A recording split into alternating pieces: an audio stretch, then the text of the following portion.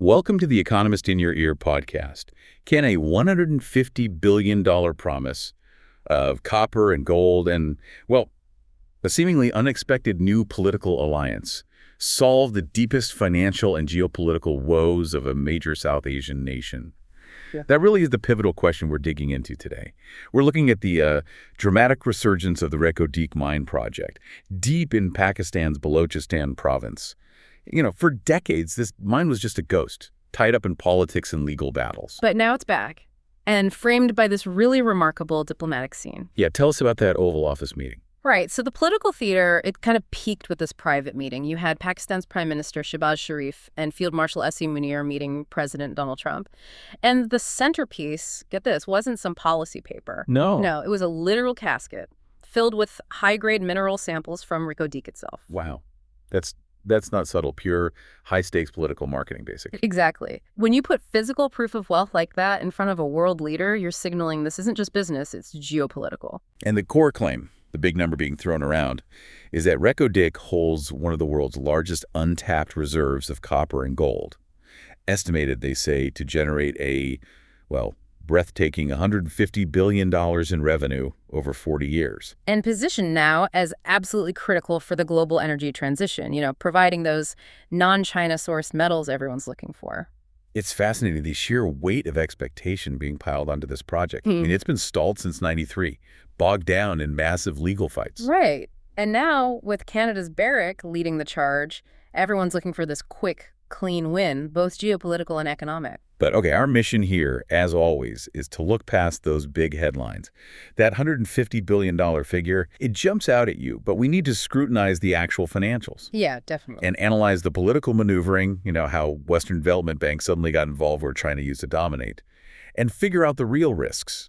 Because those risks, well, they could still derail the whole thing. Let's start right there with the money. That $150 billion final frontier line, it's powerful marketing, sure, perfect for those White House moments. But not the whole story. Not even close, really. You have to treat it as a kind of upper bound marketing number. If you look at what the operator, Barrick, is actually guiding towards, the reality is quite different. Okay, so if $150 billion is the, let's say, political dream number, what's the economic reality check? Well, the key is differentiating between potential lifetime revenue that's just total sales and actual free cash flow, or FCF. Right, FCF being the crucial bit. Exactly. That's the cash left after you pay all the operating costs, the interest on loans, the huge capital spending to build the mine. That's the profit that can actually go back to shareholders and, really importantly, to Pakistan's government. And Barrick's number for that. Barrick, who owns 50%, they've guided towards something like $74 billion in FCF. And that's over 37 years, based on their two-phase plan. Okay, $74 billion versus $150 billion.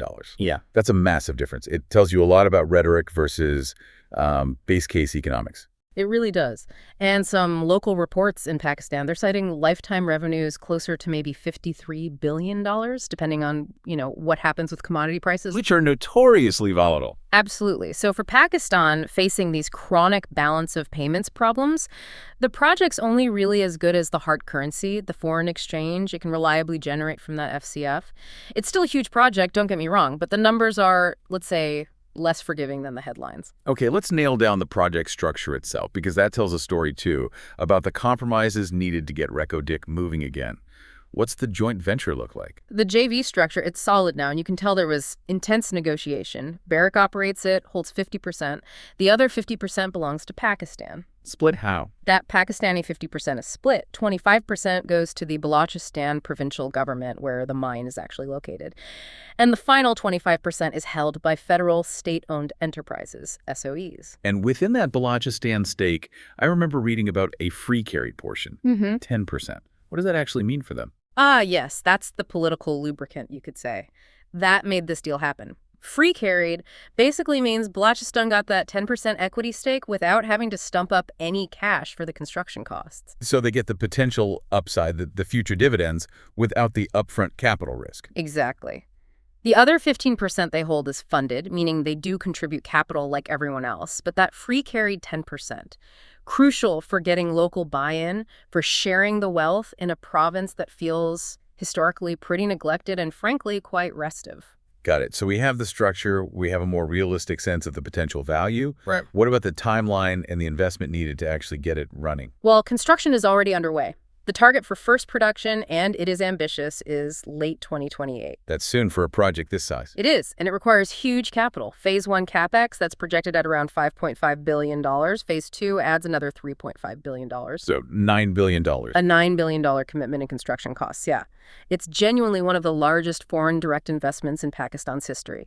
Okay, that huge price tag brings us right back to the geopolitics. The optics of that Oval Office meeting, the talk about critical minerals, avoiding China, it all suggests a new strategic alignment, maybe backed by American money. Right. The narrative is certainly about a renaissance in U.S.-Pakistan ties, driven by this global scramble for minerals and the desire to, de-risk supply chains away from China. And the expectation is that U.S. development finance institutions, DFIs, are all in. But are they? Well, this is where we need to separate aspiration from actual sign checks. The sources mention America's DFIs, like the DFC, are mulling one-off loans of up to $1 billion. Mulling. That word is a lot of work there. It does, because you have to realize there is no public-approved $1 billion DFC loan commitment yet. That's still very much in the maybe pile. Pending. Okay, so if the big U.S. DFC commitment isn't locked in, who are the real financial anchors right now? What's actually been approved? The real approved money, the anchors making this viable for other lenders, come from the multilaterals, specifically the International Finance Corporation, that's the IFC, the World Bank's private sector arm, and the Asian Development Bank, the ADB. How much are they putting in? The IFC has approved $700 million. And significantly, that includes a $400 million subordinated tranche. Subordinated tranche. Sounds technical. Why is that important for, the average listener trying to understand this? It's important because it shows the risk the IFC is willing to take. Subordinated means their loan gets paid back after the main senior lenders, like commercial banks. So the IFC is deliberately taking on more risk. To make the whole package more attractive. Exactly. They're stepping up, absorbing some of that initial risk, which signals very strongly the Western strategic desire to see this project happen. It helps crowd in other money. Okay. And the ADB? Because ADB approved a $410 million package, which is also incredibly significant because apparently this is their first mining deal in decades. Shows how priorities are shifting. Any other potential U.S. involvement? Yes, the U.S. Export-Import Bank, EXIM, they have a formal application pending. Category A, high scrutiny. The amounts floated are somewhere between $500 million and $1 billion. But again, like the DFC, it's not final yet. So the multilaterals, IFC, and ADB are providing the bedrock financing for now. That's the key takeaway. They're providing the critical architecture, and that gives the West a real strategic foothold.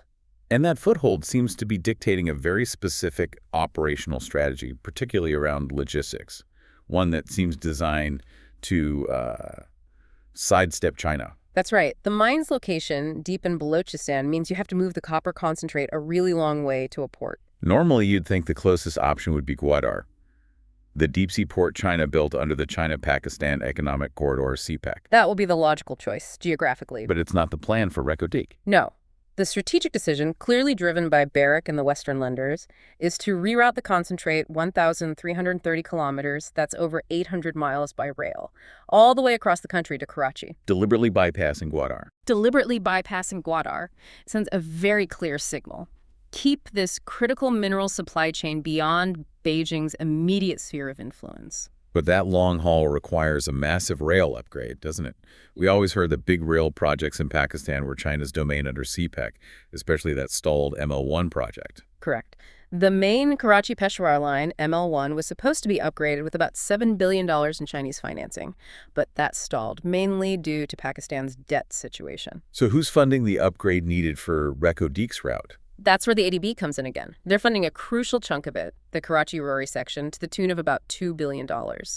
This ADB funding isn't just about trains. It's directly replacing that stalled Chinese package. Another geopolitical signal. A very powerful one. Diversification away from total reliance on CPEC funding, enabled by Western-backed multilateral lending. We also hear some talk, maybe less concrete, about an entirely new port. Yeah, there's an unofficial pitch doing the rounds for a new U.S.-linked deep-sea terminal down at Pasni, which is actually quite near Gwadar, supposedly costing around $1.2 billion. But that's just a pitch, not the actual plan. Right now, it's just a pitch. Not financed, not part of the baseline plan. The financed, approved, happening now plan is the ADB upgraded rail line feeding into Karachi's existing port infrastructure. Okay, so let's piece this together. We've got ADB money replacing Chinese money for the rail link. We're deliberately skipping the Chinese-built port. It really sounds like a clean break from Beijing. US in, China out. Is that fair? It's tempting to see it that way, but if you connect the dots with the broader context, it's not quite a complete divorce. It's more like strategic de-risking. How so? Well, for starters, Pakistan is apparently still coordinating with Beijing, even on the specific rail segment that the ADB is funding. It's not happening in isolation. And maybe more importantly, Pakistan still publicly frames its overall development strategy, including these projects, under the banner of CPEC 2.0. CPEC 2.0. What does that actually signal? Is it just rebranding?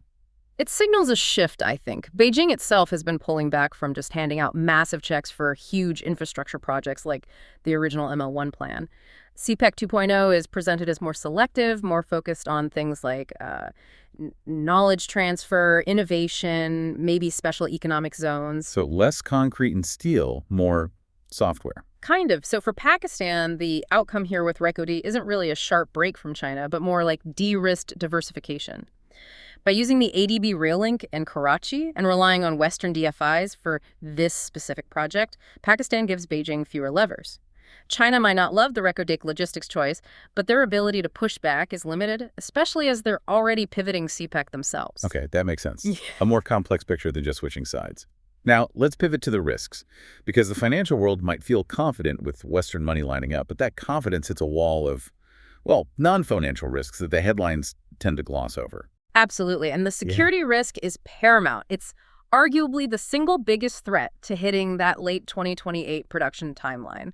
Balak insurgent groups have explicitly warned against this project. Viewing it how? As just another foreign extraction scheme on their land, benefiting outsiders, not the local population. That's been a long-standing grievance in Balochistan. And is the threat level actually increasing? Is there evidence? Yes. Independent reporting, data from groups like the Pakistan Institute for Peace Studies, PIPS, it shows attacks in Balochistan have risen sharply in the past couple of years. Reko-D is out there, it's isolated, it's high profile, it's international, a prime target. So what does that mean operationally? It means you need incredibly heavy on-site security. We're potentially talking thousands of personnel. And maybe even more critical than guards is genuine community engagement. Ironclad agreements, real social investment. Otherwise, the project is just highly vulnerable to disruption. The risk memos for the lenders on security alone must be extensive.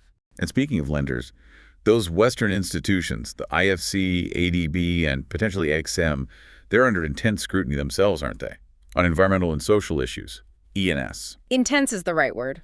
Global civil society groups, NGOs, they are actively watching and pressuring the lenders on really critical points. Things like resettlement of any affected communities, water usage, this is an arid region, remember, and how they plan to manage the mine tailings, the waste rock. And this scrutiny has real teeth because of the project's classification. Exactly. Reko-D falls under Category A scrutiny. Category A, why is that label so important? That's the highest level of environmental and social risk classification that these international financial institutions use. It triggers the strictest requirements, extremely tight loan covenants, continuous monitoring, full public transparency on E&S plans and performance. And the consequence if they slip up. Any significant lapse on the E&S front, say a major water dispute flares up or a resettlement plan goes wrong, could force the lenders under their own policies to suspend loan disbursements. Halting the money flow. Which halts a $9 billion project in its tracks, pushes the timeline out, potentially kills the economic viability, that net present value, or NPV, everyone's banking on. The technical risks of just doing it still seem pretty big, too. We keep coming back to that 1,300-kilometer journey inland. Yeah, the logistics execution risk is immense. Even with the ADB funding the Karachi-Rori rail upgrade, you still need that work to be completed on time. You need the port handling facilities in Karachi upgraded to cope. Slippage is pretty common in these huge projects, right? Especially in challenging operating environments. Any delay in that transport chain, which, remember, is already a detour from the nearest port, Gwadar hits the operating cost directly. It eats away at that projected NPV. And finally, just the basic risk of the commodity itself. This is mostly a copper project, right? Primarily copper, with gold as a significant byproduct. Yeah. Copper prices, well, they're cyclical. If the market takes a downturn just as they're ramping up, or if those initial construction costs, the $9 billion, run over budget. Which happens all the time in mining. It absolutely does. Either of those things could push out the cash break-even timeline by years, and that puts Pakistan in a really tough position because they need that FX injection, that hard currency, sooner rather than later to help stabilize their economy. Okay, so after laying all that out, what's the bottom line for someone trying to track this turnaround story? Is Reko Diq finally real?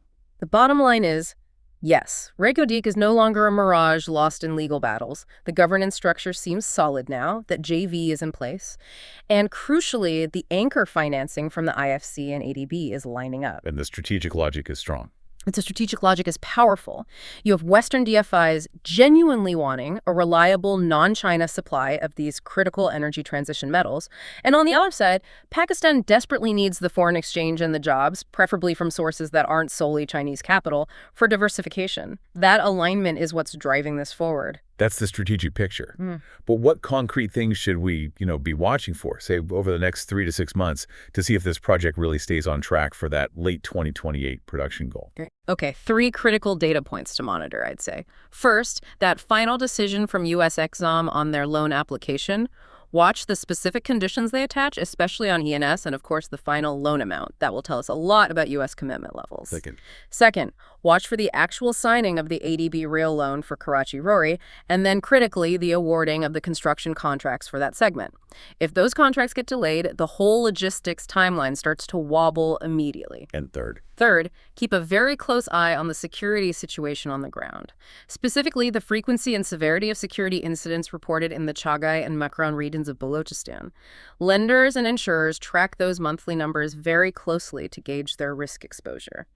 Any sustained uptick is bad news. Right.